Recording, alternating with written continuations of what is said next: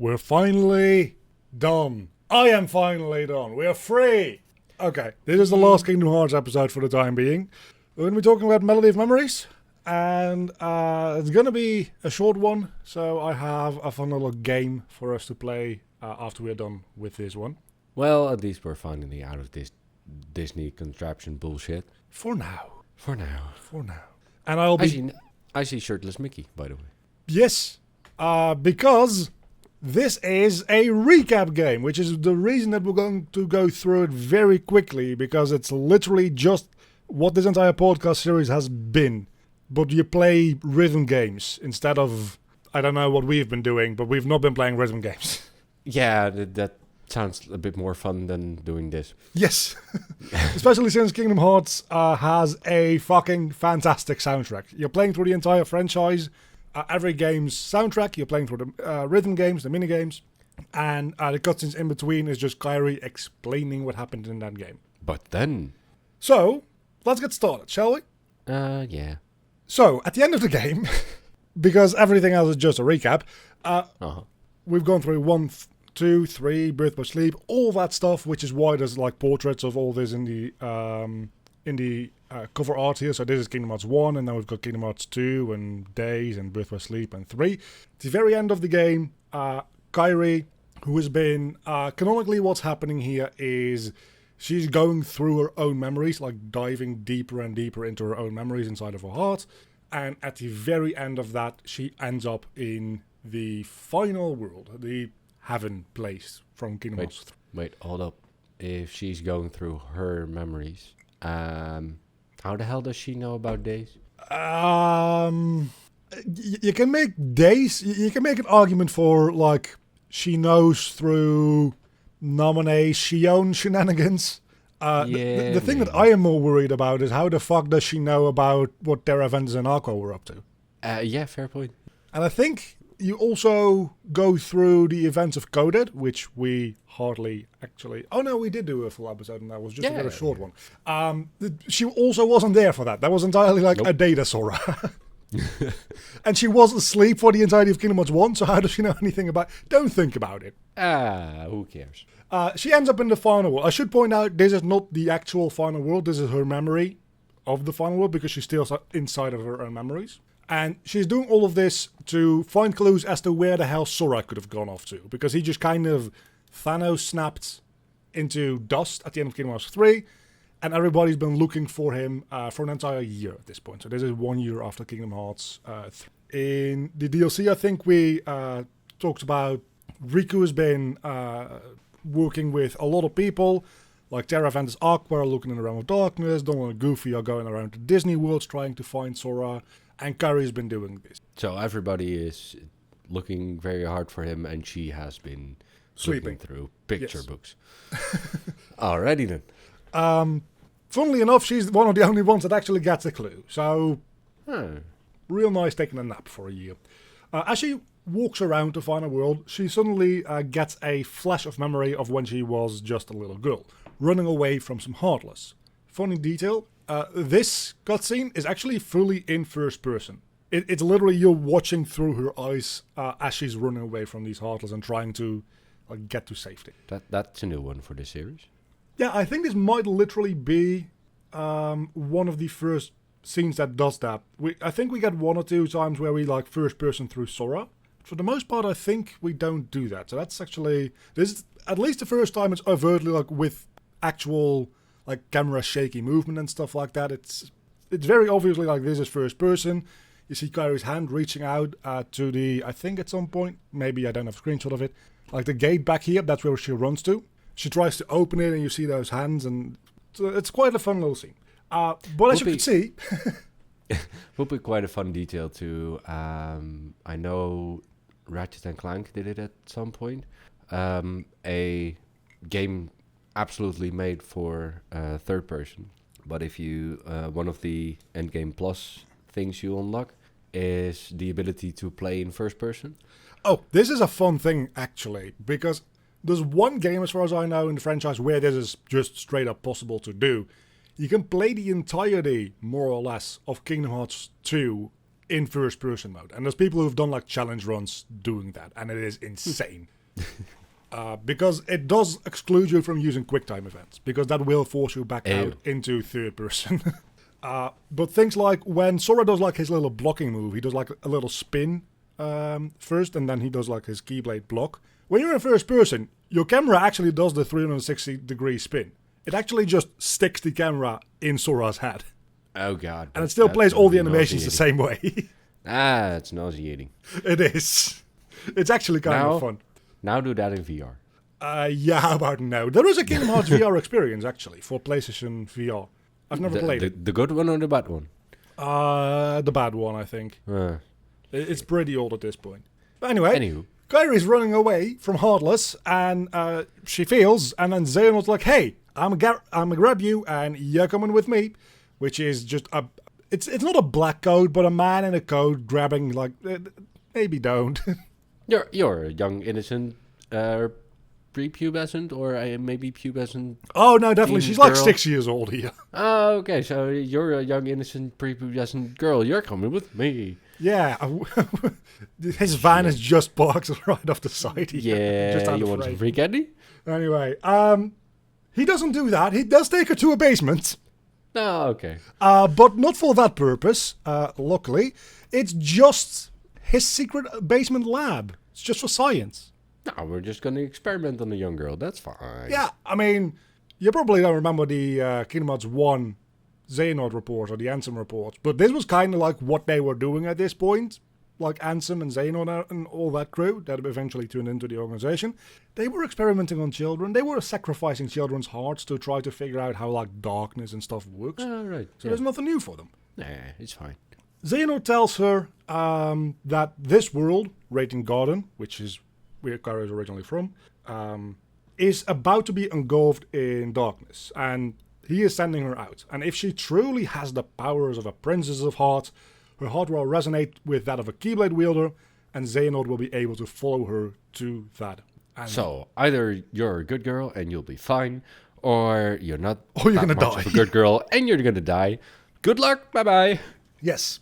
This is also the first time we actually get a explicit explanation as to how the hell Kairi even ended up on the Destiny Islands, since we, in Kingdom Hearts 1, learned that she didn't grow up there. Only now do we actually get an answer as to, okay, but how did she get there? It's because Xehanort sent her off there. Well, it's only been 30 years, so, you know. I think it literally is about 20 years. Yes. Yeah. Kingdom Hearts 1, I think, was 2002, and this probably, I think this was 2023. So, Damn. Yes. This is relatively recent. He warns her, though, and now we get into the actual important stuff, that if she ends up in a world that is neither of light nor darkness, her task will be far from easy. And if that happens, she must abandon her search, because they have failed. They see the pod close as Xehanort gets ready to send Kairi. You might recognize this machine. Yeah. Bit higher definition. But... Bit higher definition, 3-dimensional. This is the one from, remember, all the way back in Kingdom Hearts 1. I told you to remember 2 things. One of which you have clearly retained because you noted at the beginning of this video, shirtless Mickey. We've covered that already. That's in like the Kingdom Hearts 3 tech demo game. He becomes shirtless because the darkness eats his shirt. This is the other thing. I talked about this a little bit in Union Cross. Like this machine, we see this in Kingdom Hearts 1. And then it shows up in Union Cross. In Kingdom Hearts 1, it was just a background prop, right? Yes, it was just a background prop. At the time, presumably meant to be a machine to like extract the Princesses of Heart or something like that. Yeah, but then they used the other thingy for that. But that was never like explicitly stated or whatever. So then that design was reused in Union Cross to make it effectively a way to like introduce time travel. The reason that I'm pointing all this out is that you would logically come to the conclusion that this machine is a time machine as a result, but that's not what this is. And I need to reiterate that real quick, because Kairi is not about to time travel here. It seems like a teleporting device, either through space or time. It is supposed to be a device that lets you travel between different worlds. The one in Union Cross was incomplete, and when you used it, it would rip out your heart. And then you could time travel. And because your heart is ripped out, that allows you to time travel. So the Right. time traveling bit in Union Cross was accidental. This one is complete, so Kyrie just gets sent off out of this world to another world, and her heart kind of just guides the pod to chosen one, destiny, yada yada yada. The one, the only, yeah. But this is the one that we way back in the day saw in Kingdom Hearts 1. That's this machine. Again, I told you when we saw that this is gonna get like paid off in 20 years' time. We're here. We're Yay. finally fucking here. Anyway, so exposition, memory flash done. We look around a little bit more in the final world, and we run into Xehanort, or rather a memory of Xehanort. And Kyrie's like, okay, let's do this. Let's go beat him up. But Kyrie very quickly finds out how hopelessly outclassed she is against Xehanort. Even a memory of him. I mean, she ain't even a Keyblade wielder, right? So. She is. She's been learning, but she's still kind of useless. Yeah, even after 20 years. Yeah, and Xehanort was like a badass Keyblade master before she was born. So even just the memory of him, which could also like imply some like PTSD towards Xehanort, but let's move right past that. Because it would be fair, right? Because he's literally the guy who killed her. So that might speak some to that. That is giving the writers a little bit like too much credit, because there's one thing Kingdom Hearts doesn't do a lot of is like this psychological stuff. It is very literal in everything that it does. So I don't know. I think it's just Xehanort is better at Keyblade stuff. Xehanort is just a badass. Yeah. Just don't think about it. He even at some point just grabs Kyrie by the wrist, holding her up, and she's like, Yen Sid's done a good job training you for a retired Keyblade master, and then just tosses her aside. Nice. But as all hope seems lost, she stands up, morphing, or more like fading, into Sora, who, and I need you to pay attention to this, silently raises his Keyblade. Okay. Specifically, he is silent. He doesn't speak a word. He doesn't make a sound. He is there, and that is a clue that Xehanort picks up on. Because he says, Sora's voice can't reach them where they are, which confirms to Xehanort where Sora's heart is. Well, Sora kicks Xehanort's ass because he's not useless, and Xehanort tells Kyrie to remember that thing that I told you when you were a child. That look into that whole thing of if you end up in a world of neither light nor darkness, just give up. Shit's gotten real. That might help you find Sora if you look into that some more. So, back in the lab, where Kyrie's been just napping on this chair for a year, Kyrie tells the research crew all about this and answers them the wise reasons that the other side of our world, reality, unreality, our world of fiction. Which is... But they are the fiction, is the thing? Right? Yeah, but for them, they are real, so... Yeah. Anyway, as they are all getting their minds just melted out of their ears because they're just mind blown about the existence of this potential other fictional world, this fictional realm, Riku walks in with the fairy godmother. Yeah, sure. Because Riku has been having dreams about a big city with tall buildings. And the fairy godmother is an expert on dreams. Fair. Except her expertise is in, like, dreams as in desire, not as in sleep hallucinations. I mean, you got any better ideas? No. But this seems like... Okay, I want to complain about this for a moment, right? Because usually, when we're in a Disney world and something happens and we're like, hold on, how does that make sense? I just say, don't think about it, and we move on. Uh-huh. But now we're getting a Disney character, picking it out of that Disney world and using it to solve a Kingdom Hearts plot point. At which point, I don't think we can just say, don't think about it and move on. I think this is legitimately like, they shouldn't do this too much, because this really messes things up. Like, also, last game, right? Hades just being able to go and grab dead people from the final world. Like, this seems like a thing that they're doing more and more of, and I don't know. And it's sort of fun just to have. They have been fucking shit up in all the Disney worlds. Let's have them have a go at fucking shit up in their worlds. Fair. But it also fucks shit up for our, well, I was going to say viewing pleasure, but I don't know about that. Our viewing experience from a storytelling perspective. But again, they figure that Sora might be in whatever place Riku is dreaming of. And with Riku's dreams, Kairi's memories, and one more clue, they might be able to find Sora. And just so happens that Fairy Godmother has an idea as to where this final clue is. Because it's in the actual final world, which she can also just take them to. Okay. She's an expert at dreams, not death, but okay. Yes. I don't know.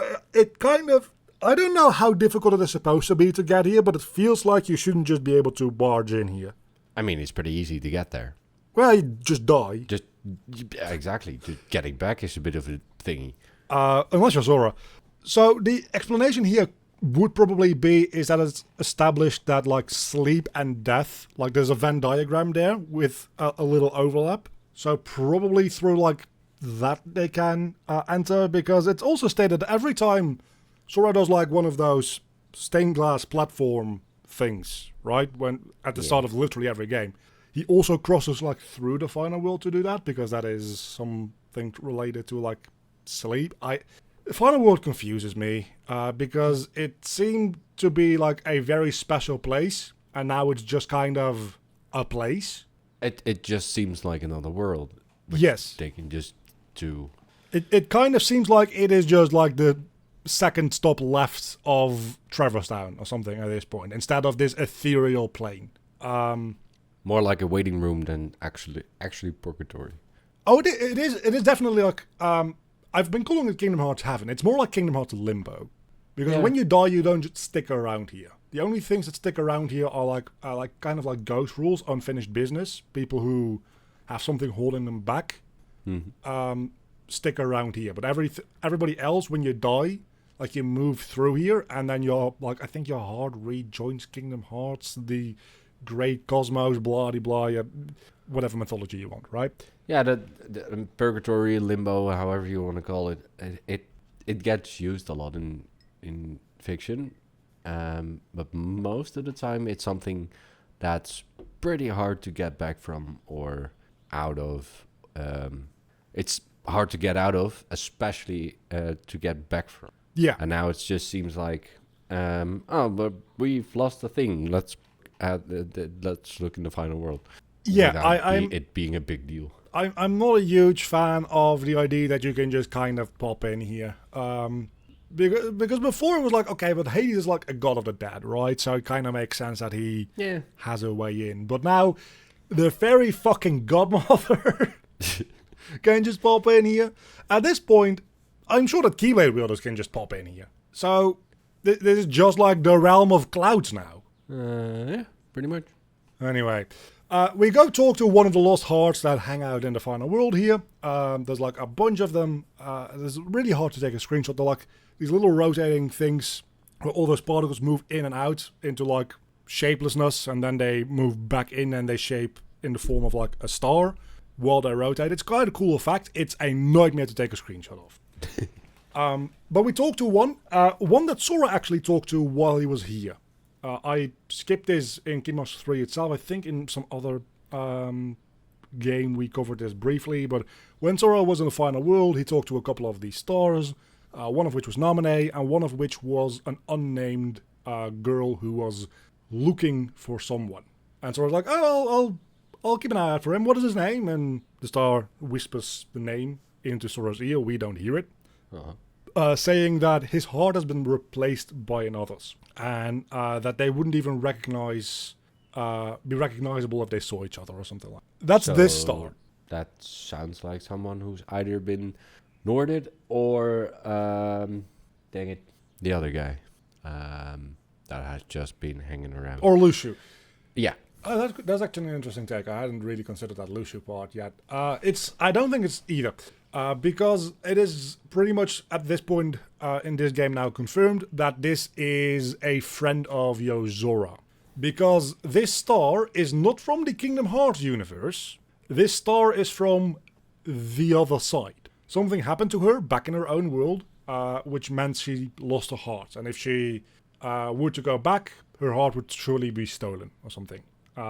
So Rico's like, hey, other side, girl, very cool. Is that other side something to do with like a large city with very tall buildings? Does it look like Tokyo? But with other names on the buildings. Yes. To which the star says, yes, that sounds like Quadratum. The what now? I've been lying to you. The city is not actually called Tokyo. It still is Tokyo, like down to actually specific buildings aside from the 103, 104 building. Like I think in one of the shots in something we actually see like the Square Enix HQ, that kind of stuff. So it still is very much just Tokyo, but it's called Quadratum in this franchise. It's just Tokyo with a Final Fantasy name is what it is. Well, and also quad, there's a 4 on the building. Yeah, quad, and it's a game made by Square Enix. Yeah. Which might be relevant because we'll get to theories in a moment. I haven't written down any theories, but we'll get to theories in a moment. I just want to see Sora at some point running through the Square Enix headquarters with developers in the background working on that scene. That would be fucking funny. There is every chance that something like that will happen. Like there's at this point, I think there's two convincing methods or like directions that Quadratum could be taken in, because it is like the realm of fiction from their perspective, right? So that could mean that what they consider fiction would be our reality. In which case, Sora literally running through the office of the game that he's right now inside would be a potentiality. The other thing that I've heard people say, which I actually also quite like, is because it's called Quadratum, and the game made by like Square Enix, the idea could be, and this is fully like theory, so do keep that in mind. The idea could be that Sora is no longer allowed to exist inside Kingdom Hearts, so he's just kind of like hanging out in the Square Enix mainframe. And that's what Quadratum is, and that will allow us to visit more other Square Enix properties in Kingdom Hearts 4, which is a theory anyway. Like we're probably they're trying to move away from Disney as much as possible because Disney is a nightmare to work with. Yeah. So basically, if we have visited the world of Wreck-It Ralph, and now he is becoming just jumping through the mainframe from game to game. I'm very glad that you remember that we did Wreck-It Ralph in Union Cross, because that also is explained as a world that doesn't have light or darkness. And a world that doesn't exist, actually. So it can be assumed that maybe that is also something to do with this.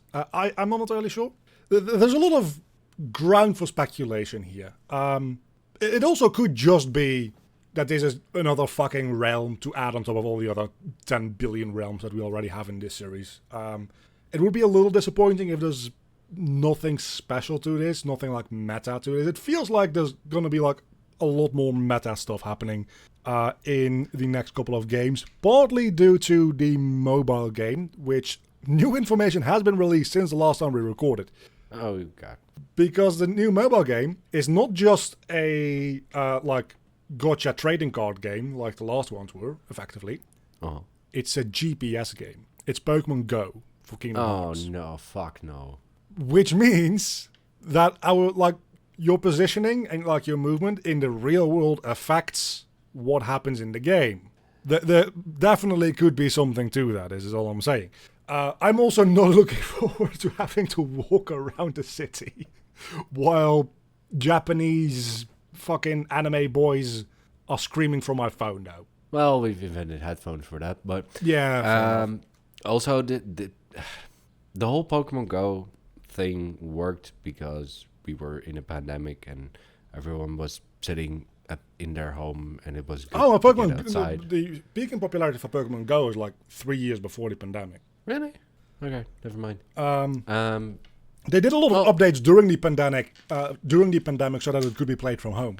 Yeah. But before that, the whole idea was that you wouldn't play it from, that you would be forced to like go outside and literally touch grass. But yeah, there's been a lot of attempts to clone the success of Pokemon Go. I think I don't know how this game is gonna play. Maybe it'll do fine. I think Pokemon Go only works with Pokemon because of the whole gotta catch them all thing. Like everything else, I don't think it works all that well with. Like there was the Harry Potter one. Fuck, why? Right? Because money. Because money, yes, indeed. But they all, as far as I'm aware, disastrously fail. So I don't know why Square Enix. This idea probably came up when Pokemon Go was very popular. No problem. And this game has been released. It should have been released like a year and a half ago. It's still being delayed. Like there's beta tests going on right now. Or alpha tests even, I think. Anyway, we'll get into that in a moment because I also have some slides for the trailers for that game included. So that we are up to date by the end of this entirely. So, the Fairy Godmother is like, hey, she's from the other side. She's the final key that we need. So, Riku's dreams, Kairi's memories, and this star we can literally turn into a portal to Quadratum. So, Riku, go shoot her with your key and off to Quadratum you go. Kairi says, hey, I want to come. And Riku says, no.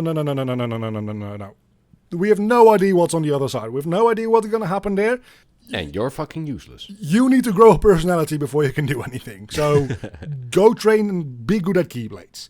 So Riku goes into Quadratum in a very overly dramatic cutscene. And Kairi does go back to Yen Sid. But she says, hey, I'm not going to be training with you anymore because you're creepy. I mean, look at those eyes. Eyes up here, dude. And you're even more useless than I am. Exactly. So I'm going to go train with Master Aqua because I'm a female character and she's a female character. So naturally, she has to be the one to train me. And also, she's one of the only female characters with personality. So maybe I can learn something from her. To be fair, she's also like one of only 3 actual Keyblade Masters that are alive at this point. Yeah. One of them is Mickey Mouse. Oh, you can get fucked. One of them is Riku, who just went off to wherever the fuck. And the last one is Aqua. Yeah, and the other one is the person they're looking for. So, no, wait. Only, don't get me started. No. Don't get me started on how they butchered the end of Kingdom Hearts 3. I swear to God, if he comes back at the end of like Kingdom Hearts 7, and Yen Sid doesn't just go, hey, okay, let's make you a master, I'm gonna fucking lose my shit. So you've saved the world about 8, 9, 10 times. Maybe you can do the exam by now, and you haven't hit some balls of light, man. You're not a master. And then Sora's just like, I'm better than you. Just forget about it. Fuck off. That's kind of the thing, right? Because does the Chosen One need to be like a Keyblade Master? He's a Chosen One. He's just above that. Yeah. I still think it's bullshit. Absolutely fucking lovely. But Yen says, that's a good idea, I don't want to train you, you go play with Aqua, that's fine. He also notes that Kairi's info coming from Xehanort was when he was possessing Terra's body, right? It was during his time as a researcher in Radiant Garden, which is well after the time of Birth by Sleep. Which means he must have been aware of this fictional world existing for at least quite some time. Little issue. We kind of killed Xehanort, so we can't exactly go ask him about it. So how are we supposed to find out more? Yen Sid explains that when he was still a Keyblade Master, which, my god, if there's any like spin-off game that I want, it is Yen Sid training to be a Keyblade Master. Because we have no idea where in the timeline this is. Like, is that before Dark Road? I'm assuming that's even before Dark Road still. I don't want to look at that face for too long. I think it would be really funny. I don't think it would be a good game, but it would be really funny from like a meme perspective. Yeah. Anyway, he says that when he was a Keyblade Master, it was well known that the Ancient Masters had left this world to go to another world. And those same stories probably is how Xehanort learned about the fictional world. So he goes and sends Mickey off to go look for answers in the abandoned world of Scala at Kylum. That's the end of this game. And actually, up to this very moment in time, the last cutscene in the canon Kingdom Hearts timeline that we have. We did it. But we have some trailers. No, I can't name it. So let's start with the Kingdom Hearts 4 trailer, because that's the one that I actually give a shit about.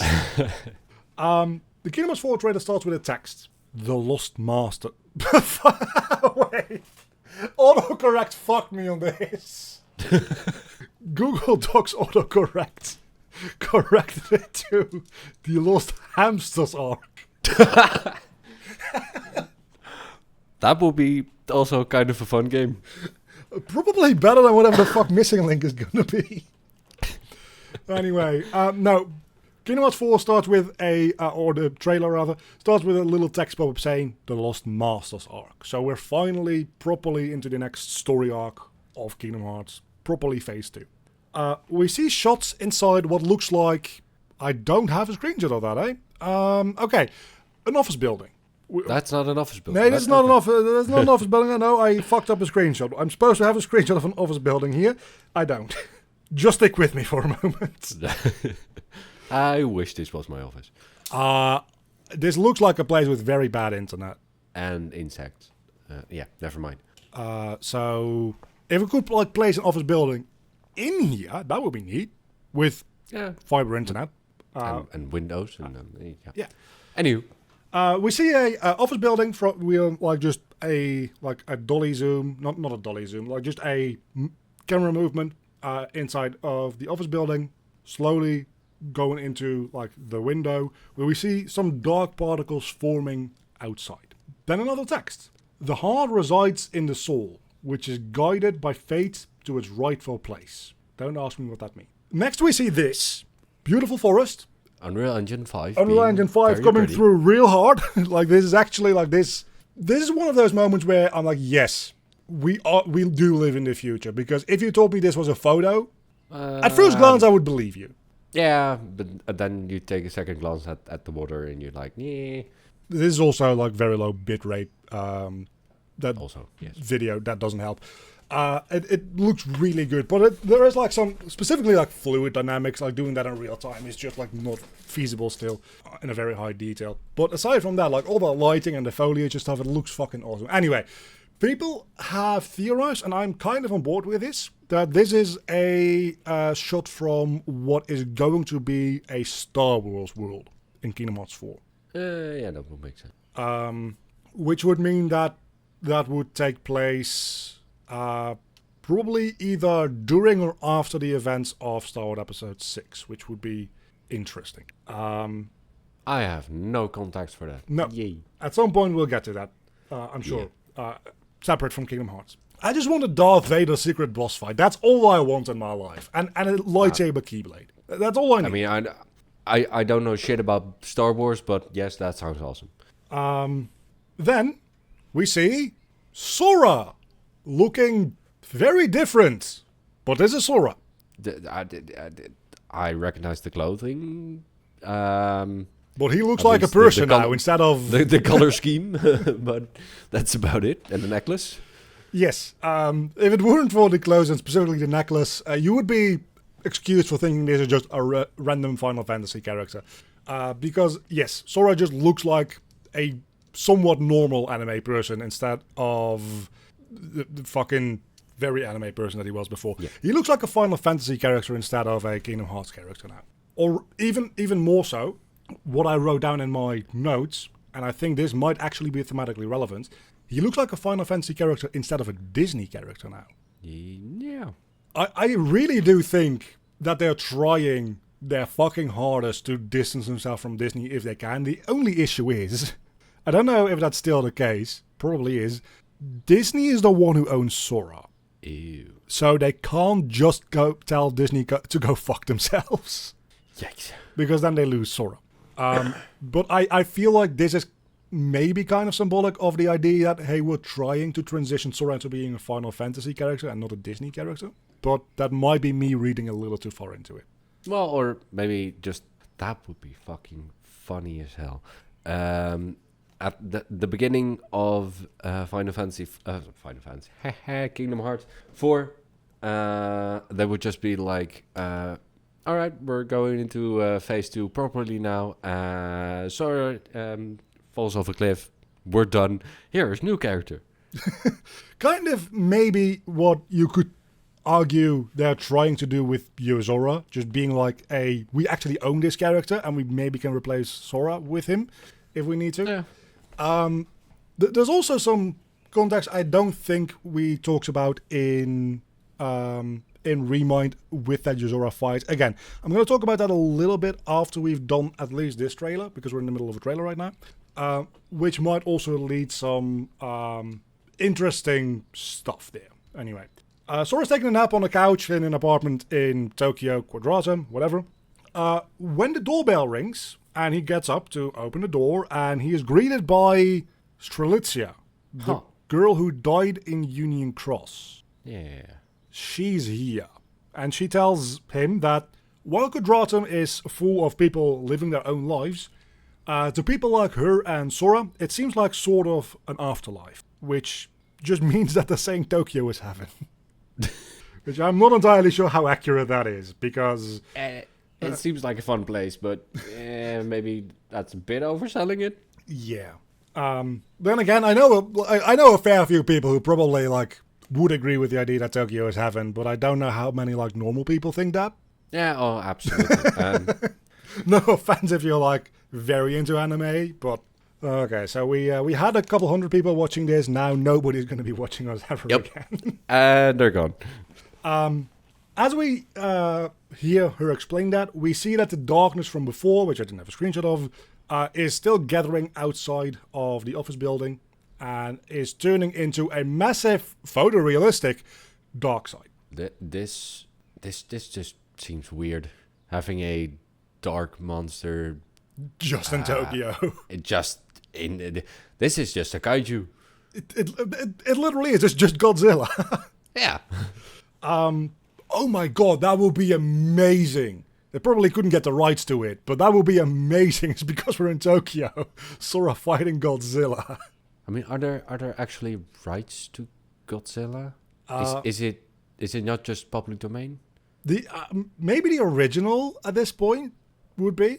Just the idea of Godzilla has to be public domain by now, right? It's fucking ancient folklore.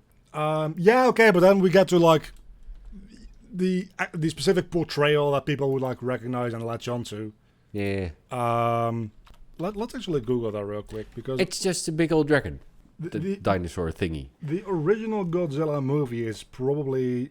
Oh, actually, the original Godzilla movie still isn't public domain, I don't think. It came out in 1954. Yeah, that's not public domain yet. But just the concept of Godzilla has to be at this point, right? I would assume so, yes. And can you actually copyright just a big old dinosaur? Well, you definitely have a copyright on the specific design. Yeah, but how specific? That's the question. That's the question in literally every copyright lawsuit ever. Yeah. Maybe at some point they just can get a Heartless that's vaguely in the shape of Godzilla and just don't mention its name, and it's fine. Everybody gets it. Oh, I'm sure that they will. Now that we're talking about it, is the fact that it is effectively set in Tokyo. There has to be something, right? Yeah.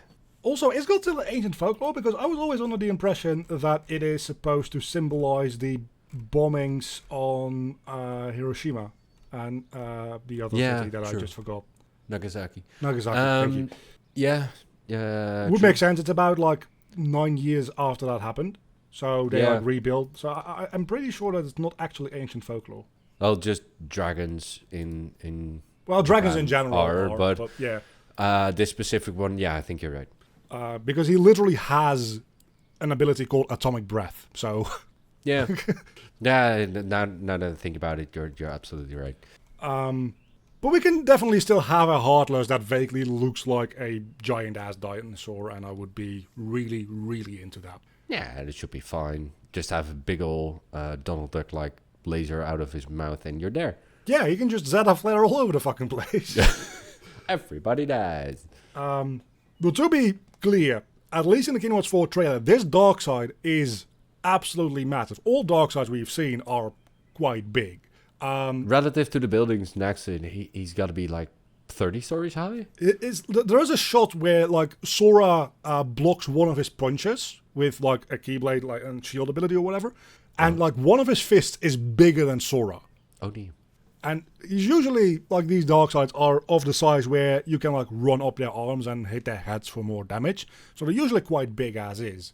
But this one seems, and maybe it's just for the trailer to be imposing, but this one in particular seems maybe even larger.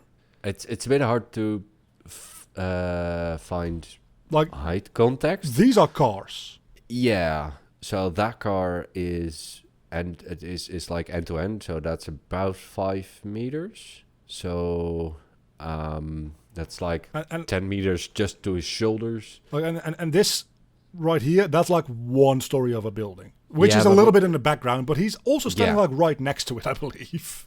Let's go with the car. That means his head, from the top of his head to his shoulders, is about 10 meters. Something like that, yes. So his torso has to be another 50, and then his legs another 70 or something. So like his knees, he's standing. This is like a an overpass. Like there's Yeah. another road right under this.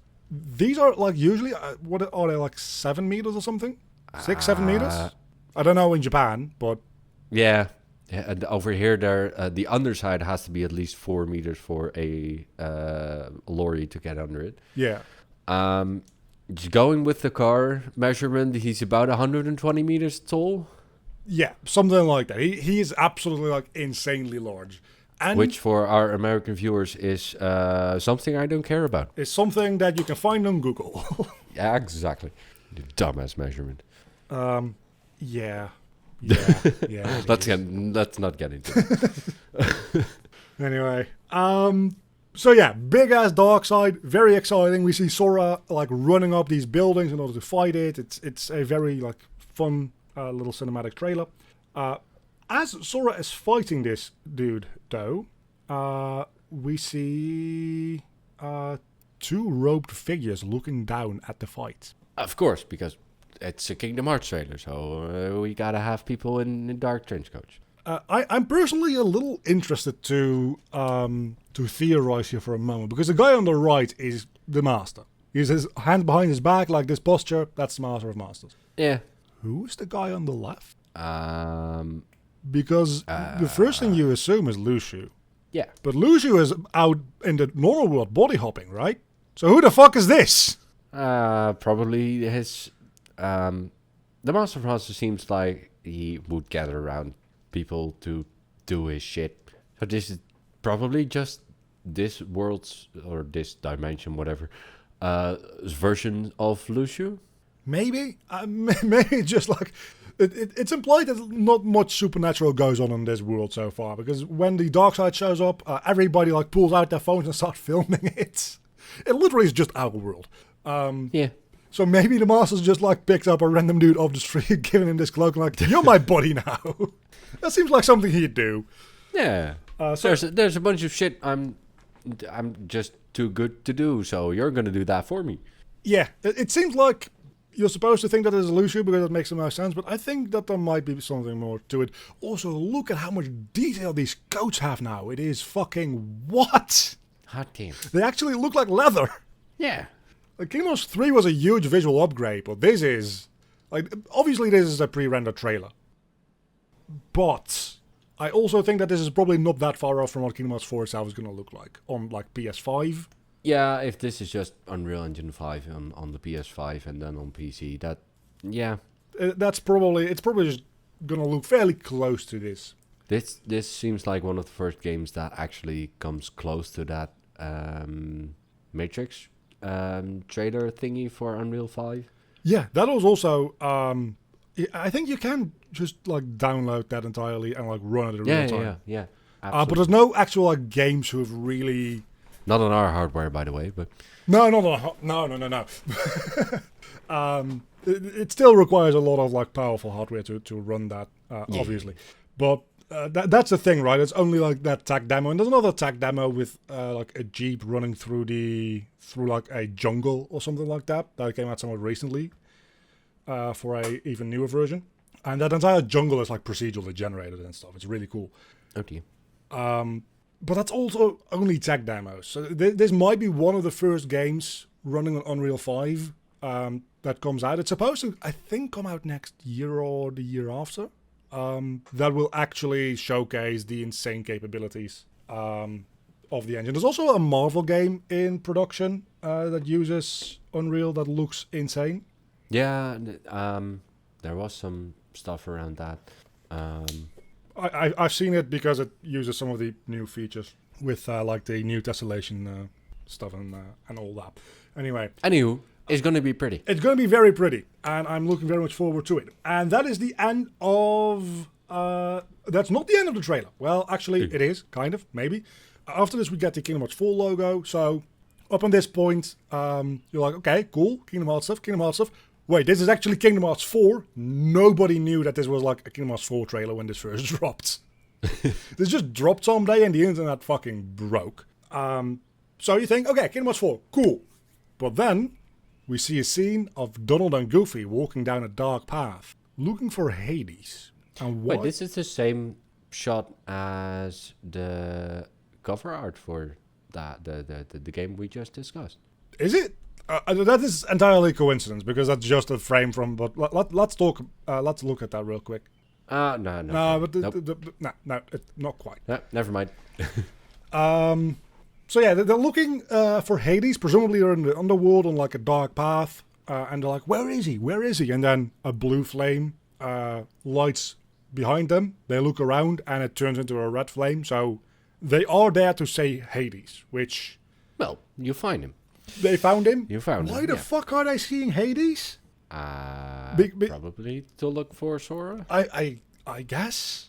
But they know Maybe where Sora is now. Yeah, and also maybe not the right characters to send to Hades. Also that. So that's another thing that they just throw in there at the end. Sure. Also, just the whole thing in Tokyo and shit that not Tokyo, the other thing, looked very, very pretty. And then we get this again. seeing these two in this sort of definition, and this is just uncanny as fuck. Goofy's double eyes, which are actually one, and Donald in general. Which is, yeah. It's kind of the issue that we have with... there's more and more they're moving into the Disney worlds that they visit, being more modern Disney worlds. And Disney doesn't do 2D animation. All the animation that Disney does is 3D. They had that one movie recently which was supposed to like feel 2D, but still was actually animated in 3D, which people hated. I haven't seen it yet. I'm actually interested in it. So the more modern Disney movies, they fit a lot better because they're just 3D in general. Like, yeah. I will always come back to the Hercules issue in Kingdom Hearts, because Hercules in every Kingdom Hearts game he shows up in looks like shit. That design just doesn't work in 3D. And I kind of feel like, specifically Goofy's eyes, you have like, it got the Sonic problem, right? Anyway, so that's how Kingdom Hearts 4 trailer ends. That's all we know there. We have one more trailer to talk about. This one is for Missing Link. So, there is some actual like beta testing footage with actual story cutscenes, which are a little glitchy. They're out there. We're not going to be talking about that, because that is like actual game content, and I want to wait to talk about that until the entire game has been released. So for now, we're just going to be talking about the two trailers that exist for the game, and mostly the reveal trailer, because the other one is a gameplay trailer. Before we get to that, just one more thing about this trailer. Oh, please do. It seems like the Square Enix developers went to the same thought process as one of our best friends when it comes to depth of field. Someone found the depth of field slider in Unreal 5 and was like, we're using this. Yes. Specifically when Sora wakes up on this couch. Fucking hell. Yeah. This has got to be like F0.95 or whatever. This is just... This is very shallow, yeah.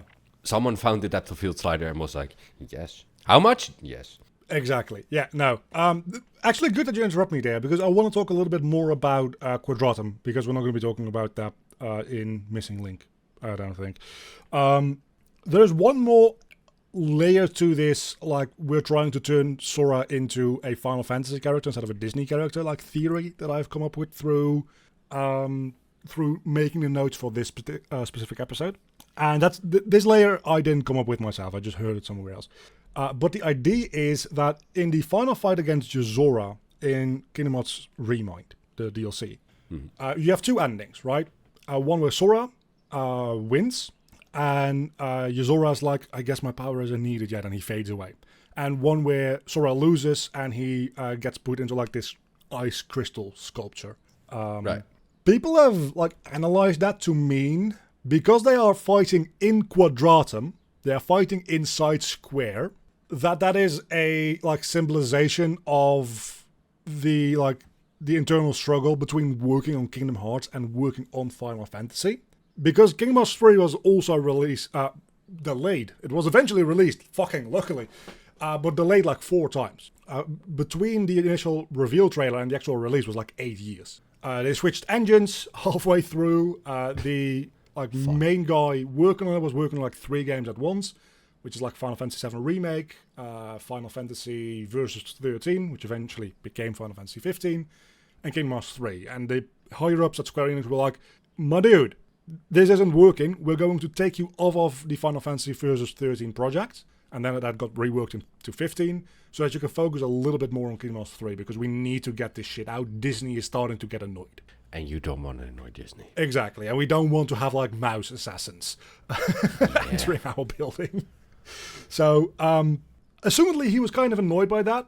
The fact that he got taken off of what presumably was going to be like his magnum opus. And then he just worked that into Kingdom Hearts, right? Yeah. The fact that Yozora is just literally the same character design-wise as the protagonist of that game that never actually was properly finished. It's just like a second chance at that character. So that fight is, again, people have analyzed that to mean, I don't know if this was the intention, but it feels reasonable. That fight is supposed to symbolize that struggle of wanting to work on both of these franchises. And if Kingdom Hearts wins, that means that Final Fantasy Versus 13 never gets made. Yozora fades away. If Final Fantasy were to win, that means that Kingdom Hearts would remain frozen, because Kingdom Hearts 3 wouldn't have been released if Final Fantasy had won there.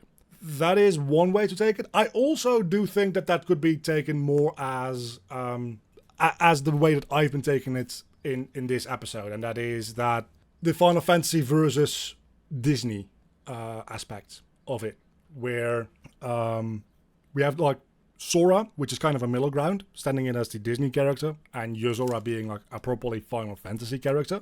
Well, getting away from Disney is never a bad idea.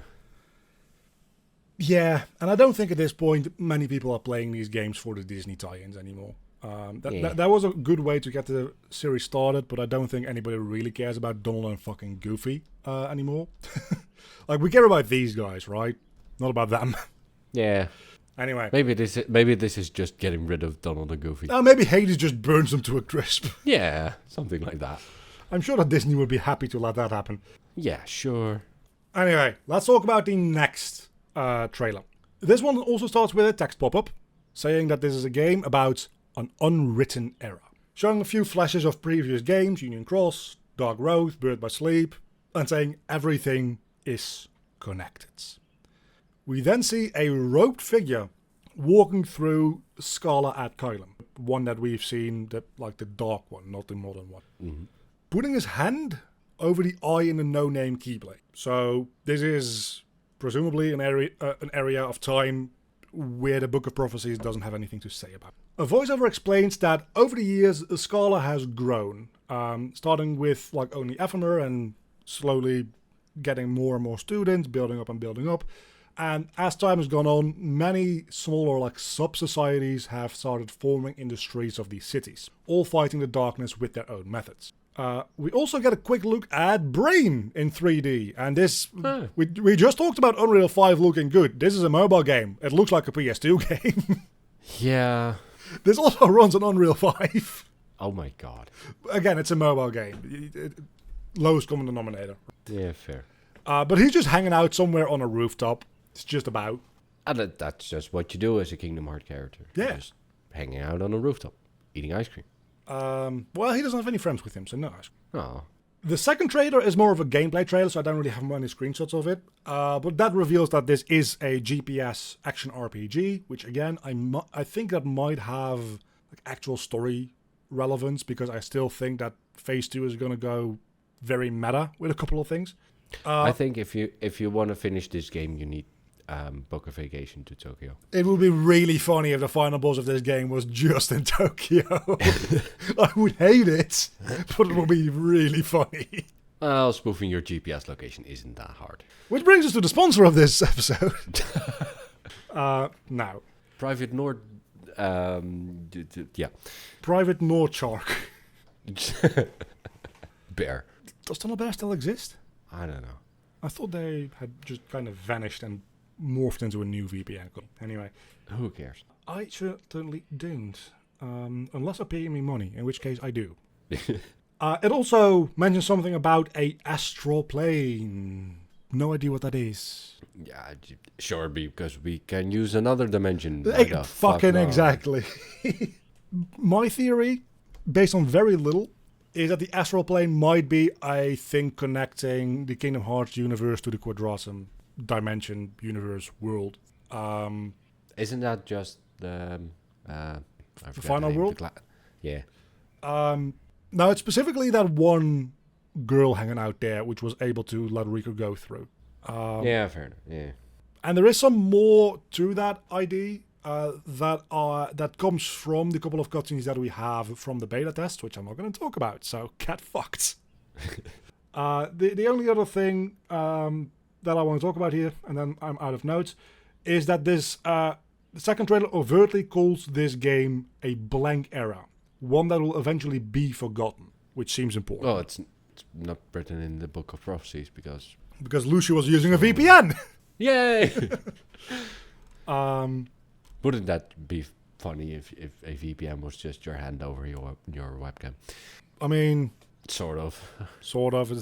I would personally not use that VPN because that's literally just called tape. Yeah.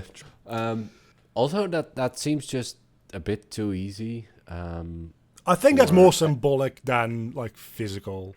Yeah, the Master of Monsters seems to be too smart to just be like, cover the thing and you're done.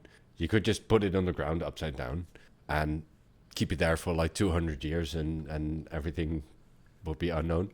I think that hand moving over the eye is more of a symbolic thing. I do think that they do need to establish some other method as to why this is not in the Book of Prophecy. So I'm assuming that while we're going to see Lucio, and Lucio might like mingle a little bit in some of the events, aside from that one scene, or maybe one or two scenes where we see the Keyblade, Lucio's just like not gonna summon his Keyblade. And if the Keyblade is not summoned, it's not physically around, can't see anything. I think that might be the way that they do that. Yeah, that would make more sense. It would also nerve Lucio from being able to just solve all the issues if he doesn't have his Keyblade. Yeah. So also covering the eyes, it's on two sides. Also that, yes. And the Book of Prophecy also seems to have conversations in it. So I'm guessing the thing also has ears. Maybe it can just lip read. Yeah. Maybe the Master of Masters just really like accessibility. Maybe the Master of Masters is just death. Deaf. I mean, he also is death, but between those two theories, I would sooner put him down for being just deaf. To be honest. But deaf also works. Which brings me to the end, I believe. I don't have any more slides. Do I? Let me check. A white slide! It's light! Wow! I'm going to not burn everybody's eyes. So that is everything up until now. Let's see how long have we been recording for. This has been a very tangent-heavy episode. About an hour and 10 minutes. There's one more thing that I don't think I've talked about yet. Which I do want to mention because it kind of feels like at this point, like if I'm dumping everything on you, and we're talking a little bit about theories and now more because we don't really have any actual information. That's just the tagline for this whole series. There's one more thing. I mean, I literally called the channel "We'll Get to That," right? Yeah, fair. I did that for a reason. during Kingdom Hearts 3, Xemnas at some point gets some of the organization members and says, you guys have an ancient Keyblade legacy. And there's 4 of them. Laroxina and Lucia, which we know how they relate to like ancient Keyblade stuff. And then we've got Luxord and Demix. There's 2 ways that can go. Well, there's more than 2 ways, but the thing that I think makes the most sense is that they have an ancient Keyblade legacy because Luxord and Demix are related to Missing Link. Right. It's another game about a Keyblade society set away in the past. So I think that's what's going to happen. But people have, and I think I talked about this before, people have pointed out that Luxord seems very similar to the driver of Yozora's car. So maybe Luxord is actually from Quadratum. Uh-huh. Interesting. That leaves Demix. The prevailing theory, potentially, is that Demix is the Master of Masters. What? Potentially. And I need you to stick with me here. The main piece of evidence is that the Master of Masters is a silly guy, and Demix is a silly guy. There's a little bit more to it. Like, that body language is very similar. Absolutely rock solid. Yeah. Nothing to add. Demix is specifically in Kingdom Hearts 3 the only character that doesn't get like a resolution. He just kind of shows up and then disappears without being mentioned again. He shows up in weird places, says weird things. It's one of the first characters that alludes to the idea that nobodies do have hearts, which might mean that he like knows more about what's going on. There is like more to it that you can break down into like an entire theory video, which plenty of people online have done. I don't think that's the case. I think both Demix and Luxord are just gonna be characters from Missing Link. I just wanted to... Yeah, that makes sense. Because that makes so much more sense than Demix being... No. Because that also would mean that the Master of Masters' name is like D-Y-M-E scrambled around. So Dime, MIDI. It doesn't sound very imposing for a main antagonist. With that, I'm all out of things to talk about. Fucking fine. Almost. We have one more thing to do. Throughout this entire thing, we have, because like one of the few things that we have as a like solid common ground as far as like this type of narrative goes, which means things that are just fucking insane, is Marvel. And after The Last Airbender, but... And after The Last Airbender isn't fucking insane. That's just a good show. True. Marvel is like... I will maintain that point, Marvel is just anime for Western people. Yeah, at this point. The MCU. I mean, comic books are just same as manga, for the most part. Cultural differences aside. Smaller eyes. Smaller eyes, different proportions, different art style, but like they fill the same use within their respective cultures. And like anime is adapted manga, the MCU is adapted comics. MCU in every potential relevant way is just anime for American. So we've used it quite a lot as an example to like say, okay, but like the Marvel equivalent of this is that, and such and such and such. So I thought it would be fun to go over all the characters, and you're not going to remember half of them, I'm aware. Yeah, absolutely. And decide which one would be worthy of wielding Mjolnir. Because that's a game that we sometimes used to play when we had long car rides with like different other universes. We did a bunch for like Avatar and whatever. I figured now that we are all up to speed, that might be a fun way to end this off, because I figured this is going to be a short episode anyway. Then we went on a million tangents, but I set up a tier list ranking, so we're going to fucking do it. I'm just trying to figure out, real quick, while we're taking a break. I apparently have lost some of the scripts or the notes that I've written, so I don't have all of them. But we've done this is like episode 17 or something like that? Yeah. The average amount of words I think in most of my scripts is about like 5,000 to 6,000. So that means that altogether, the entire script for this whole thing is probably close to about 100,000 words. God damn it. I just wanted to see if I could get a good number on that, but that is insane. This is, before we get started on like this tier list, this is legitimately, I think, the longest running project I've ever actually worked on that I've finished. It has been so much work. Yeah, I've been starting, not really actually getting very far on my notes for the next thing we're gonna talk about. Yeah, it's a lot of work. Yeah, name it. Yeah, So it's going to be fun. So now let's do a quick victory lap here. This can be just a little bit of a fun thing. I've sorted it into 4 categories, which is worthy, maybe worthy. I'm going to guess that a lot of characters are going to fall into this category. Yeah. Definitely not worthy, and who this. Well, there's also going to be a lot of characters over there. Yes. So I guess we just start on the top left and go through. Which starts with Terra. I'm going to shut up for the most part until you say something stupid, at which point I will butt in. But for the most part, absolutely. I'm going to leave you to it because I have my own opinions, which I will make known. But I want to hear you first. Terrorism, maybe he's very much corrupted by the whole fact that he didn't make it through the exam and then the whole darkness thingy. At the end, probably, because he does seem like a good guy, just a bit on the wrong path. So, and I think we're gonna just take the last time seeing the characters. I think that makes the most sense because at the start of every character arc, I don't think most characters in most fictional media would be like worthy at the start of the character arc because that is what a character arc usually builds. Wait, before we get to what is exactly the thing that makes someone worthy? That is the whole thing. No real. Now, what does Odin actually say? What does Odin say to the hammer? If you be worthy, you shall have the power of Thor. That's all. Whosoever holds this hammer, if he be worthy, shall possess the power of Thor. That's it. All right. Like the what if episode that they have, where like the Thor is just replaced by Hela, and like her crown can only be worn by those who like respect death. That's a lot more clear as to what the condition is. Just being That's worthy a lot more specific. It's very vague, which is what makes this fun. For now, at the end of his current arc, I would say yes. We're gonna put him in yes. I would put him squarely into maybe, personally. But like everything bad that he does is just because he's kind of stupid. Yeah. Not because he's like a bad dude.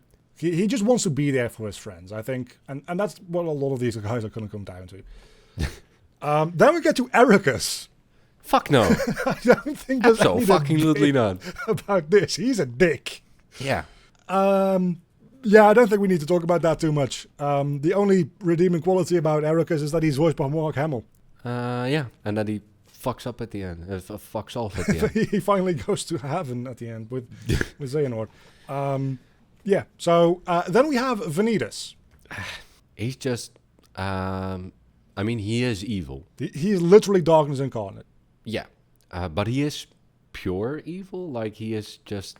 He's not evil even though he knows better. He is pure evil. And here we get into the, like, game theory or film theory video. Is Thanos worthy, right? Is it the outcome of your actions that matter, or is it your intentions?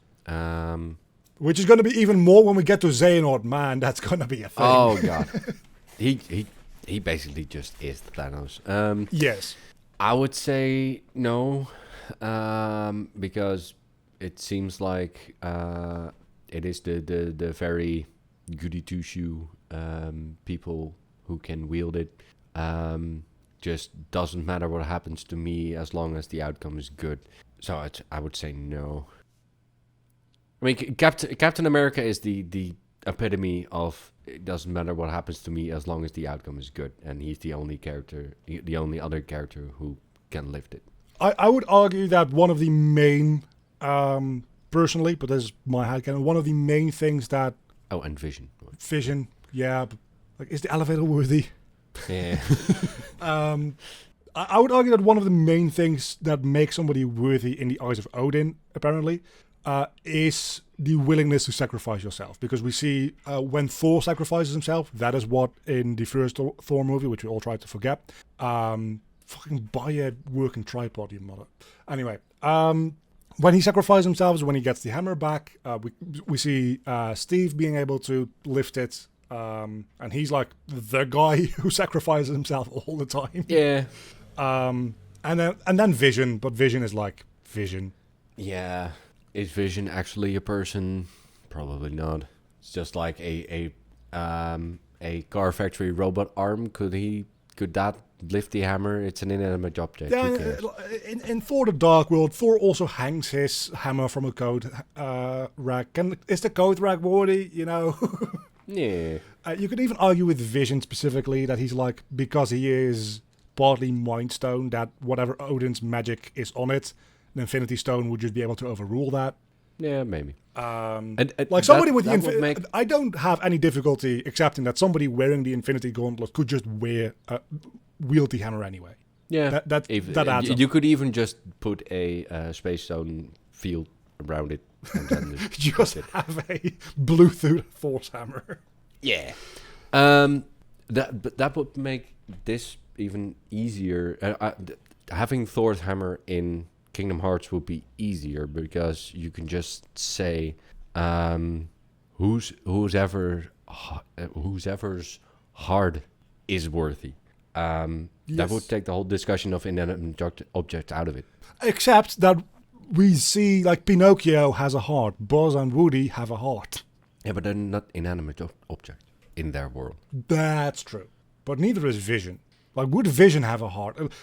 Marvel is Disney. There's every chance that we're going to get a Marvel world. It's probably going to be Avengers and not, like, Age of Ultron. But if Vision shows up, would he have a heart? Probably, yes. I would argue. Yeah, probably. Just explain it away with lightning magic and yeah. Yeah. Next up, Zigbar / Lucio. I don't think Lucio shows up as like a separate character anywhere on this list. Well, technically as Bragi, he also shows up, but yeah. let's just say that this is specifically Lucio. Nah, he just seems to be around to just have the Book of Prophecies be correct for no matter the cost. But he also goes against what the Master instructs him to do because he thinks that his plan is absolutely bonkers. Yeah, true. And if we then go with the last time we see them, then maybe? Yeah, let's put him in maybe. I do agree there. Zoldin. Wait, who is this again? Exactly. Vexen. Zoldin has like 3 lines through the entire series and like dies 5 times. Nice. Nobody cares about Zoldin. I mean, you're going to put Lexis in there because you have no idea who he is either. Nope. Vexen. He's one of the guys that has a redemption arc at the end, right? Very suddenly, yes. Yeah. He's not the one that comes with the ice cream. That's the other one, right? The pink haired, right? Maybe. He's the one that made all the replica bodies. Yeah. So he made like Shion and Replica Riku and the body that Roxas currently inhabits, but also all the bodies that the organization members come back in. Yeah, no. He just seems too easily corrupted. He seems like a for the greater good kind of guy. I agree. Yeah. And for the greater good is usually something not said by good guys. Exactly. Who this? Yeah, this is Zexion, which is just like Vexen with actual personality. We can put him in there. He showed up in Chain of Memories and then suddenly like was important in 3. Saïx. He's also one of the guys that has a redemption at the end. Kinda. Sort of. They decided to start writing him to be part of the good guy squad so that they could keep using him. That's what. Yeah. But you could argue that I'm going to shut up and just let you make your decision first and stop hitting my microphone. I mean, probably just all the organization members are a no, just too easily corrupted by someone having a good speech about the greater good of whatever the fuck. So, nah. You could say that he like sacrificed himself to like go look for the girl that was missing that he and Lee were looking for, but I'm squarely yeah, but he got no. he got on a very bad side tangent during that. Yeah, he was like, okay, I'm going to sacrifice myself to be able to search for this girl, and then, oh, hold on. Being evil is kind of awesome. I'm going to be evil. Yeah. Which brings us to Axel, which did the same thing, but yes. then made more friends. I'm tempted to say yes, because yes, he was part of the organization, but then he did the whole. He was the first one went on a redemption arc and kind of did that pretty good. Yeah. Like, every time he shows up with the organization, he also betrays them in that same game. Like in Chain of Memories, Yeah. he shows up and he betrays everybody else. Then in Kingdom Hearts 2, he blows himself up to let Sora progress. So yeah, he seems worthy. Yeah. I would agree. Sora, the big guy himself. Sora is just pure goodness, I guess. So yeah. He's literally dead at the moment because he tried to save somebody else. I don't think there's any question here. Matter of fact, I'm even going to put him like left of Terra. These are not ranked, particularly like within their tiers. Sora is... Hold on. Yeah. Sora, rank of your own. Nobody else comes close. He's the purest boy. He's just actually written as just the purest of boys, the chosen one. In this whole scenario, he is Thor who first gets the hammer. Yes. He's just... There was never a doubt in my mind that this was going to be like just Sora. Demix. Or the Master of Masters, as we just discussed. Well, that's take that into account for now. Yeah, no, let's not. Because the Master of Masters is just fuck no. Well, the Master of Masters seems just Odin, hypocritical as fuck, being the one who put the spell on it in the first place. I thought you meant Odin as in this character for a moment. Oh, no. Which, by the way, let's just throw him squarely into no. Abso-fucking-lutely. Which is funny because it's Odin. Yeah. Yeah, but also Odin in the MCU is hypocritical as fuck when he puts that whole spell on the hammer. Yeah. He used to go around the universe conquering worlds. Oh, no, Odin is a daughter, dick. who is literally called Death. Yeah. Now, Odin is a dick in like actual Norse mythology, in Marvel, and in the Kingdom Hearts. Yeah. So Odin's just always a dick. Yeah. Then... Anyway, Demix. Yeah. Again, one of the organization members seems to be too easily corrupted. Let's put him in nah. He's one of the more chill ones, but he also doesn't like particularly actively do anything good, I would say. He just plays his guitar. And that also goes for the next guy. I can't remember his name, but yeah. Also, Demix's boss fight fucking sucks. So just for that, he goes into nah. For me. Marluxia or Laurium, whatever you want to call him. Yeah, well, at this point, Laurium, right? Yeah, because we killed him in Kingdom Hearts 3, so now he's going to come back as his normal person. And he has his memories back of who he actually is now, so... For some reason. Because the plot required it. Yeah. And also, last time we saw him, he had ice cream. No, I don't think... Was that the blue-haired one? That was the blue-haired one. He was like, hey, I'm a friend now. Oh, right, yeah. I'm gonna insert myself in this friend group. Hello. Which was already way too big. Yep. Again, an organization member just too easily corrupted. Get the fuck out of here. Okay. I personally would see Marluxia and Laurium as very distinctly separate characters. So you'd almost want them to both be on this, because Marluxia doesn't have memories of who he used to be until the end of Kingdom Hearts 3. Yeah, fair enough. Because I think without the Marluxia part of it, he's a good guy. He's just trying to fucking find his sister, right? Right, yeah.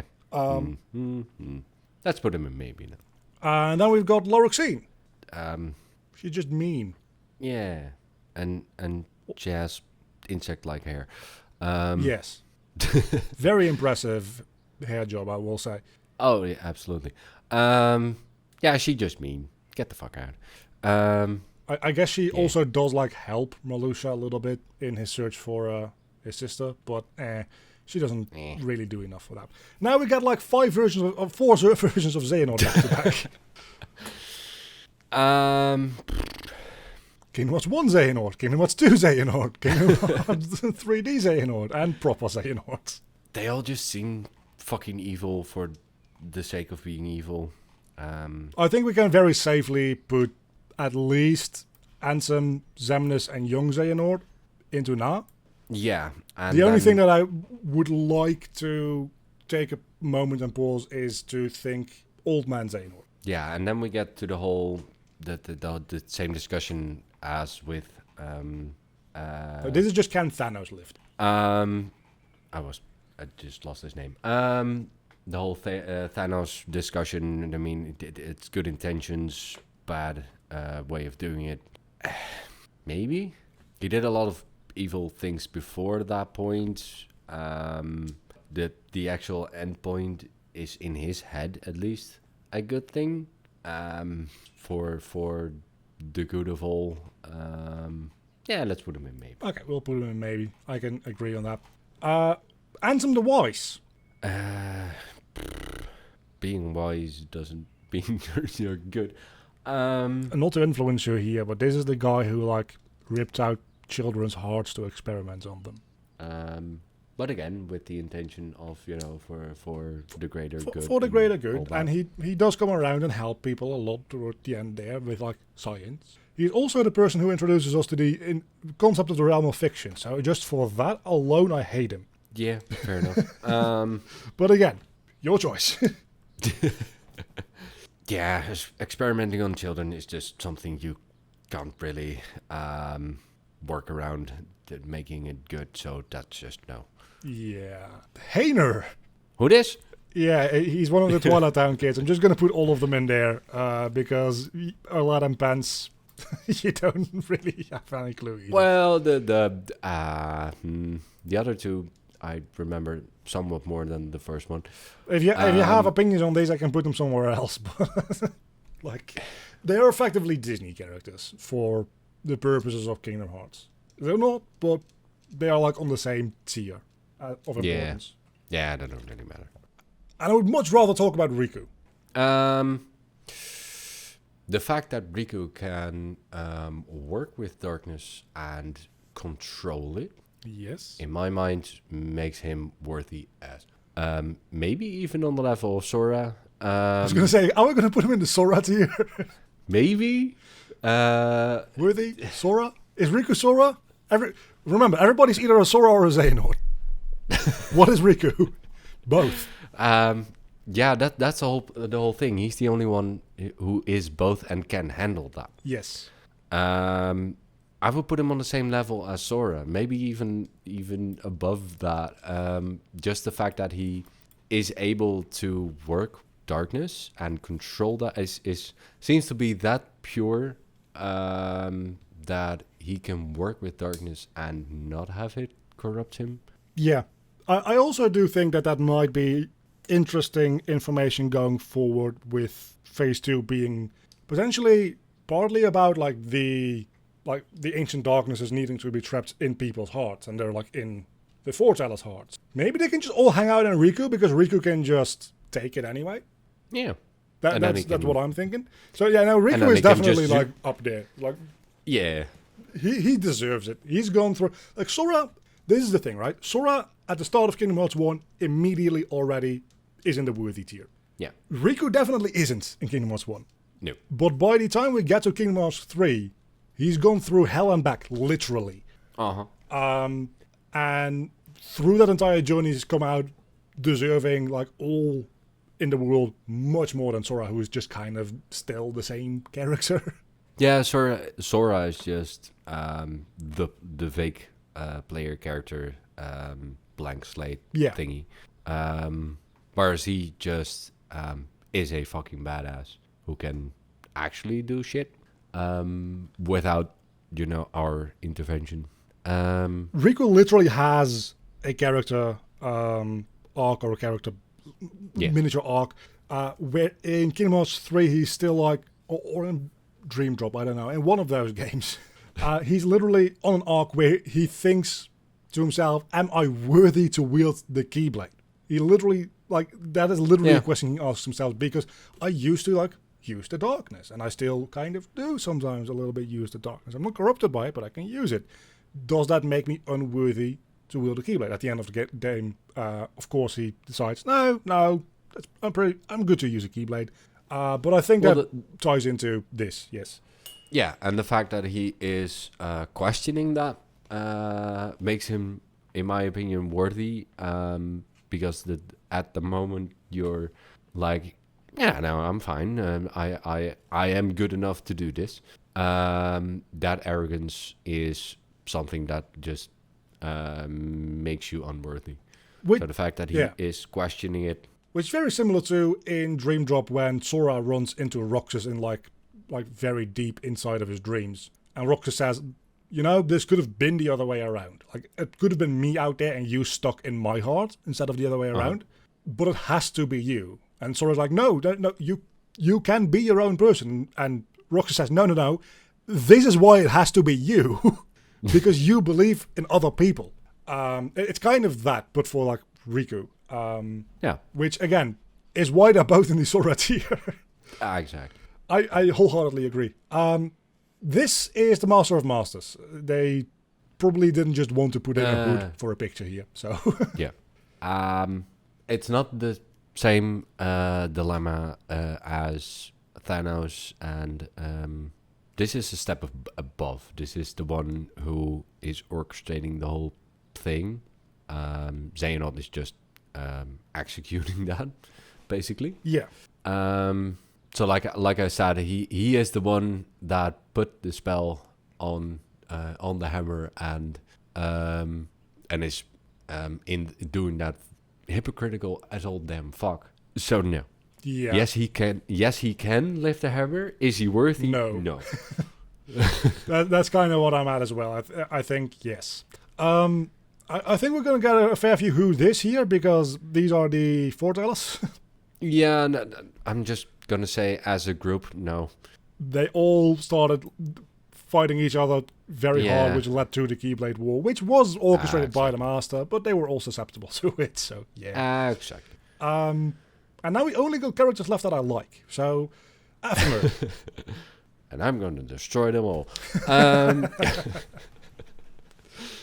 To be honest, who this? It's effectively the main character of Union Cross, except for the player character, which is Xehanort but not Xehanort. Yeah. Then we've Scold, which is Scold. I'm gonna put that on who this. Yeah. Yeah. Kyrie, who this? Well, for this purpose maybe, but I mean that's just for all the. Can a coat hanger be worthy? I did put it there, but essentially, going by the fact that she's one of the princesses pure of heart, I guess if you're pure of heart, I guess then there's no evil in you. So yeah, that's a good point. Strelitzia, aside from the fact that she's dead, which would make it hard to lift a thing. Well, she's in good Rosum, so yeah, I guess maybe. She has the same amount of personality as Kyrie. Maybe in Kingdom Hearts 4 we'll learn more about her. She does seem to care like deeply about the people around her and her friends. So yeah. Brain. It's the only new character that you actually remember. That would very much depend on the situation, but maybe he seems to be maybe sometimes a bit too curious, which could get him in trouble, but as long as he has the right people around him, then maybe. Maybe it is. I would put him in worthy. He gets himself into trouble, but he gets himself into trouble because one of his core character traits, I would argue, is questioning authority. Yeah, true. And then at the end of Union Cross, he's like, I'm going to stay behind in this world that is literally falling apart in an attempt to save the people stuck in the data. I really like Brain. I get maybe. That's fine. I would put him in here. Yeah, I see your point, but yeah, I'm going to stick with maybe. Yeah. Charity. I don't know why they included Charity on this list. They... Maybe depends on who the Keyblade builder is there with. Exactly. Assuming that this is the Charity from Kingdom Hearts 3, this is Ventus' Charity. Which also, like, let's just pair these up then. Yeah. Let's just do Ventus. In that case, then yes. With the charity, that just depends on who their Keyblade wielder is. Yeah, it's kind of weird. Charity isn't a character. Charity is a gameplay device. Yeah. Also, even let's put the charity in maybe, because even if they have a Keyblade wielder who could lift it, are they important enough to lift it? Probably not. Yeah, good point. And they also seem to be like real keen on like keeping secrets from their Keyblade wielders when needed, which doesn't strike me as a good thing. Now that we've done one Ventus, let's do the other Ventus. It's Roxas time. Yeah, even though initially he is part of the organization, he seems to be absolutely ignorant on what they're doing. He was groomed into being in the organization. Yeah, he just want to make friends and eat ice cream. Yeah, he's worthy. Yeah. The only question really is he worthy or is he Sora? To me. I mean, he literally is Sora, but is Sora, so... But let's put him in worthy. Okay. Nominate. He doesn't seem to have enough of personality for himself to be on the Sora level. Fair enough. Yeah, that is kind of fair. Also, he's just Sora. I heard somebody explain Roxas in a perfect way. Roxas is who Sora would be if he actually got angry. If Sora didn't always smile, he would just be Roxas. Yeah. And that is a great explanation as to... If Sora would feel a thing, then he would be... Yeah. Yeah. Nominate. Also Pure of Heart, right? Complicated. Kind of, maybe. Let's put her in maybe. Does she have enough personality of her own? No, so maybe. That's why Kairi doesn't have a personality. Hold on. When Naminé was made, she took Kairi's personality. Shion. Yeah, same as Roxas, just groomed into the organization, being naive as fuck. Also, almost literally the same as Roxas. Yeah, and also sacrificing herself even more, in the sense that when she sacrifices herself, she is aware that everybody will forget who she is or that she even existed. Yeah, she seems worthy. Yeah, I am going to agree with that. This is Riku Replica. He does have a redemption thingy, right? Yeah, so after Kingdom Hearts Chain of Memories, where he is first brainwashed. First he's a dick, then he's brainwashed, then he's a good guy for like a minute, then he's a dick again, fucks off, and then he dies. He fucks off. Oh, right, yeah. And then in Kingdom Hearts 3, he comes back because he was just like, when he dies, he goes to the realm of darkness, and he just kind of, when Riku was there, hopped into Riku's heart, and nobody expected this guy to like be any sort of alive anymore, but apparently he was. You could call it a redemption, because he does like hijack body so that Naminé has a body to come back into. Like that is the emotional payoff that nobody was expecting. That did happen. And also do keep in mind that he was created by the organization to be a dick. Yeah, true. So the funny thing is, he grows more of his own personality than Kairi does in like the one game he's in.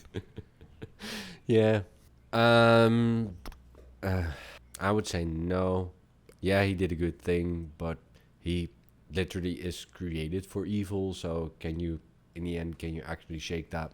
I don't think so. I would agree that him doing a good thing, which still is from a selfish perspective, right? He's not like, I want to help the world. He's like, I made a promise to Naminé that he remembers. He didn't actually. And I need to fulfill that promise. That still is coming from a slightly selfish place, in my opinion. Aqua. Yeah. Literally spent a decade in hell and trying to find her friends and still wasn't corrupt. Yeah. Well, sort of. Not until the very end. Yeah. I don't think there's any debate there. And then we've got a handful of characters. Yozora, what the fuck even is he? Maybe. Who knows? At this point, there's just too little information. Yes. Probably because he is just new Sora. That's kind of what I'm going for as well, is he probably will end up being just again, I think he's just Sora and Riku meshed together into one character. I think that's what he's going to be. Yeah. Which means that he Sora logically should end up here. Probably, but for now. For now, we don't know enough. That leaves us with Dark Road characters, which for the most part are going to go into who it is, I imagine. Yeah. This technically is Lucio. This Bragi. Oh, right. So I guess, logically speaking, that should go there. Yeah. And these are Hermod, Erd, and Vor. Yeah. I personally had to think for a second about what their names were. So, yeah. So that's our tier list on who can wield Mew Mew Mew Mew Mew Mew. Mew mew mew mew mew. Yeah. A lot of people who were like, who this? For the record, by the way, if I were making this, that would go there. But I'm not the one calling the shots here. And just the Sora tier is... and Sora tier is just Sora and Riku, which is, again, very gay. I love it. Yay! Yeah, and that's just the people who can lift both Mjolnir and Stormbreaker. and Stormbreaker. Which, I don't want to go on a tangent about that, right? But that is said to have, like, that doesn't have a worthiness enchantment on it. That is just a thing of, like, power of mind and will. Yeah, probably. But Captain America, we see Captain America also wielding that one, because we have, like, that whole joke where... No, that's mine. Yeah, no, I want the big one. So can he wield that because he just had Mjolnir moments before and now has the powers of Thor? I don't know. I think if one of the other people would lift Stormbreaker, it would just be overwhelming amounts of power for most of them. Probably Captain Marvel would be fine. Yeah, but you could argue that she's Steve wouldn't. She's just Superman. Literally, yes. Yeah. Still haven't seen the Marvel. For most of the other people, I mean, if let's just take the normal dude. If Tony Stark would probably be able with both arms to physically lift it, as in the weight, but then would just be overwhelmed with the power. Yeah, you could argue that Steve being like number one, the perfect human physically is the idea of the super soldier serum, but also he was chosen because he is the perfect selfless person. He wouldn't like be corrupted by any sort of power. Yeah. So that maybe is why he could wield Stormbreaker to begin with. I think that it still is the writers forgetting that Stormbreaker has different rules than Mjolnir in that scene, but whatever. Yeah, probably. It was a funny joke, and that's the most important. Yeah. Like, they're called comics. Exactly. Anyway, then we've got a whole bunch of people in the definitely not tier. Yeah. A fair few in the maybe tier. Yeah, I think I pretty much... Again, I personally would put Brain probably in there. But, like, on the low end. Yeah, these people are all no question. Most of them Terra's just are Sora. on the edge here for me, but... Yeah. And then we've got the gay tier. Yay. So that actually, for the first time in like almost 2 years at this point, I think, leaves me with nothing we'll get to. We won't get to anything. We're done. Next time we'll get to my thing. Yeah, finally. Which I'm happy this one didn't took that long, because in 3/4 of an hour I need to be sitting downstairs watching the thing we're going to talk about next time. Yeah. I'm also frankly, this took longer than I thought it would even. But we went on so many tangents in the first half, which is fine. That's good. So yeah, next time you're going to be leading me through, and I don't have to do any research, which is really good for me. Are we gonna tell the people what we're gonna talk about? That's up to you. Well, you're in charge now. This is fucking your podcast. Go ahead.